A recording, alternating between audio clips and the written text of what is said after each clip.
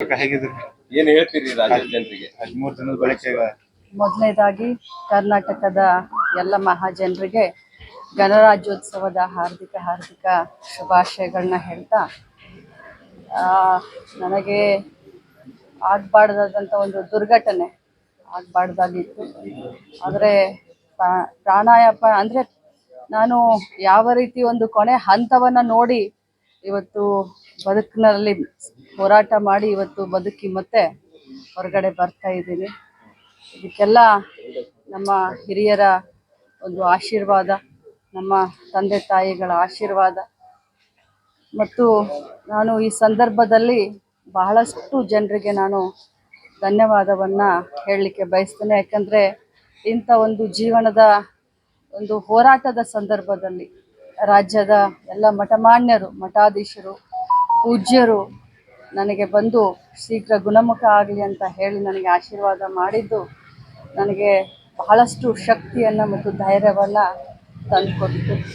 ಜೊತೆಯಲ್ಲಿ ನಮ್ಮ ರಾಜ್ಯದ ಮುಖ್ಯಮಂತ್ರಿಗಳು, ಸಚಿವ ಸಂಪುಟದ ಎಲ್ಲ ಸದಸ್ಯರು, ವಿಧಾನ ಪರಿಷತ್ ಸದಸ್ಯರು, ಎಲ್ಲ ಶಾಸಕರು, ಹಾಲಿ ಮಾಜಿ ಶಾಸಕರು, ಮಂತ್ರಿಗಳು, ಉಪಮುಖ್ಯಮಂತ್ರಿಗಳು, ನಮ್ಮ AICC ಜನರಲ್ ಸೆಕ್ರೆಟರಿಗಳಾದಂಥ ಸುರ್ಜೇವಾಲಾ ಅವರು ವಿಶೇಷವಾಗಿ ನನ್ನ ಆರೋಗ್ಯವನ್ನು ಹೇಗಿದೆ ಅಂತ ವಿಚಾರಿಸಲಿಕ್ಕೆ ಇಲ್ಲಿವರೆಗೆ ಬಂದು ನನಗೆ ಧೈರ್ಯವನ್ನು ಹೇಳಿದರು. ಅವ್ರಿಗೂ ಕೂಡ ನಾನು ಧನ್ಯವಾದವನ್ನು ತಿಳಿಸ್ತೀನಿ.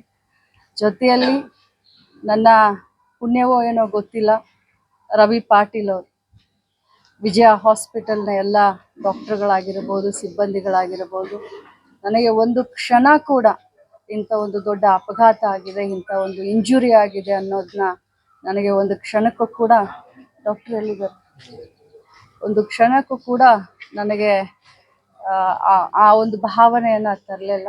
ನನಗೆ ಕ್ಷಣದಲ್ಲೂ ನನಗೆ ಧೈರ್ಯವನ್ನು ತುಂಬಿದ್ರು. ಅವರೆಲ್ಲ ಸಿಬ್ಬಂದಿಗಳು, ಎಲ್ಲ ವೈದ್ಯರ ತಂಡಕ್ಕೆ ನಾನು ನಿಜವಾಗ್ಲೂ ಧನ್ಯವಾದವನ್ನು ಅರ್ಪಿಸಲಿಕ್ಕೆ ಬಯಸ್ತೇನೆ.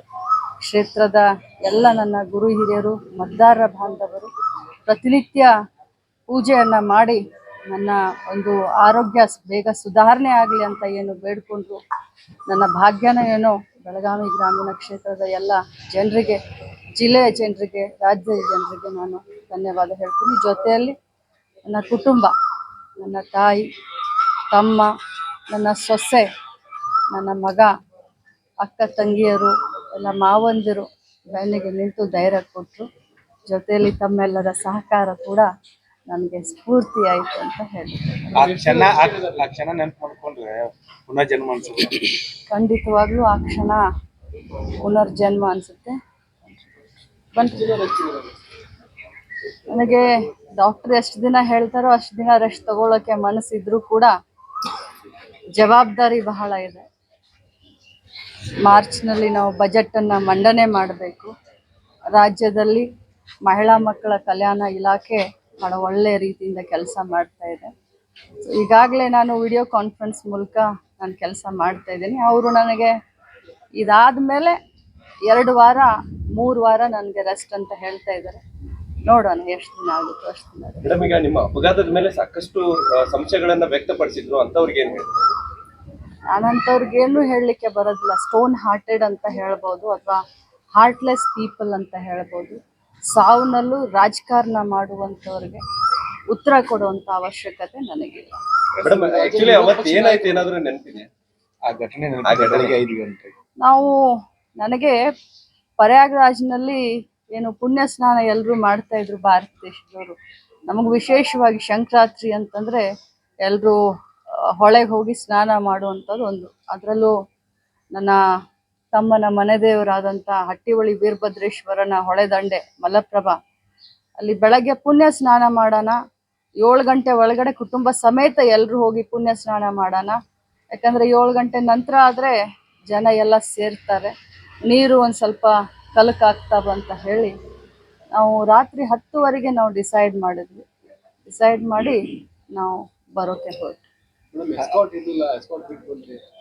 ರಾತ್ರಿ 10ವರೆಗೆ ಇನ್ನು ಎಸ್ಕಾಟ್ಗೆ ದಿಢೀರಂತ ಡಿಸಿಷನ್ ತಗೊಂಡಾಗ 10ವರೆಗೆ ಏನು ಸಾವಕಾಶ ಹೋಗೋಣ ಅಂತ ತಮ್ಮ ಹೇಳಿದ್ರು ಕೂಡ ಸಾವಕಾಶ ಹೋಗೋಣ ಅಂತ ನಾನು ದುಡ್ಡಿತ್ತು ಕಾರಲ್ಲಿ ಅನ್ನುವಂಥದ್ದು ಗಂಭೀರ ಆರೋಪ ಮಾಡ್ತಾರೆ. ಈ ಆರೋಪಕ್ಕೆ ನಾನು ಉತ್ತರ ಕೊಡಲಿಕ್ಕೆ ಹೋಗೋದಿಲ್ಲ. ಅವರ ಬುದ್ಧಿ ಬ್ರಹ್ಮನಿಷ್ಠೆ ಆಗಿದ್ದಾರೆ. ಬುದ್ಧಿ ಎಲ್ಲೋ ಪಾಪ ಹುಡುಕ್ಬೇಕಾಗಿದೆ.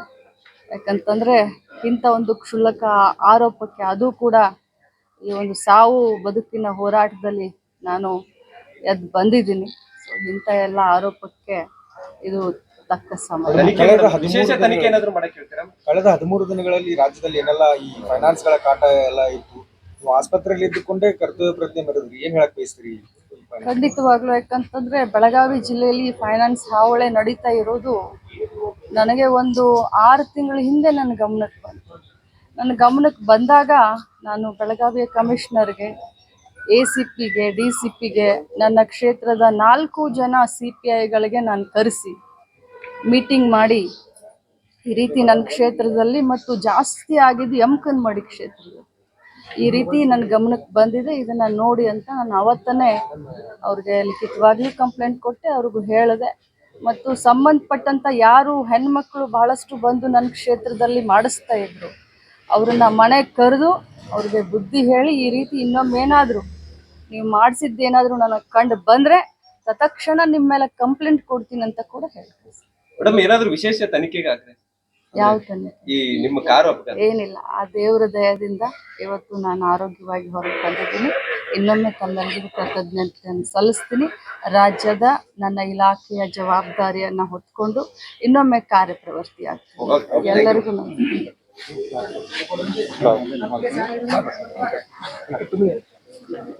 ಇದು